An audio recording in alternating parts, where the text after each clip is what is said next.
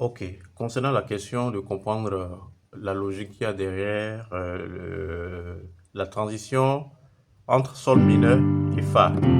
C'est-à-dire, je suppose qu'on est en do, on est en do. Et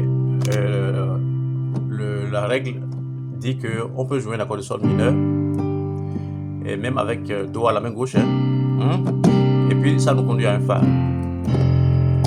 Et puis, on veut comprendre donc quelle est la logique derrière cela.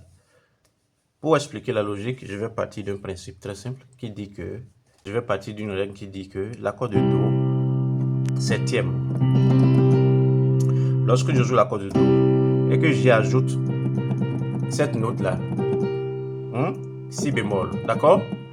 Dans d'autres cours liés à la notion de septième, on expliquera beaucoup plus en profondeur et on fera beaucoup plus d'explications sur la notion de septième, d'accord?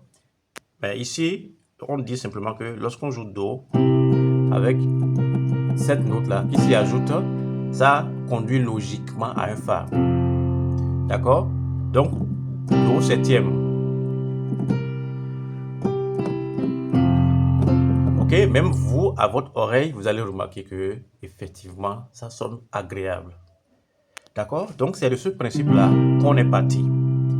On regarde l'accord de do septième, puisque cet accord s'appelle do septième. Grand C et 7. Ça s'écrit grand C et 7. Quand on regarde cet accord, on voit qu'il y a la note sol, il y a la note si bémol, d'accord? Et voilà, il y a la note sol, il y a la note si bémol.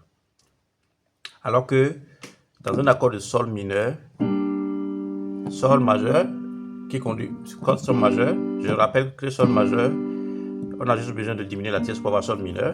Lorsque je prends l'accord de sol mineur, je retrouve ces deux notes-là que j'avais dans mon do septième, je les retrouve. Ces deux notes-là deviennent mes toniques et tierces mineures et j'ai donc la quinte.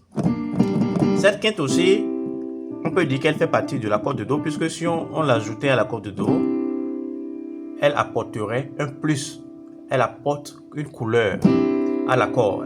Elle ne gâte pas l'accord, elle ne rend pas l'accord désagréable. Au contraire, elle vient lui apporter un plus. Donc, on peut dire, ok, que cet accord fait partie de l'accord de do sur la base de cette compatibilité. D'accord? Ça veut dire quoi? Donc, do septième peut être remplacé par sol mineur. C'est tout. D'accord?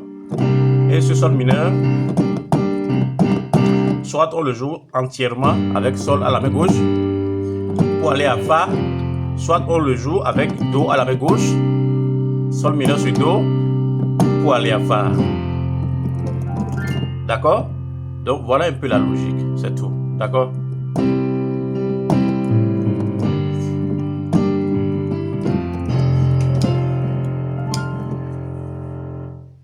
J'espère que la logique est comprise et s'il y a éventuellement encore des incompréhensions, je suis à l'écoute.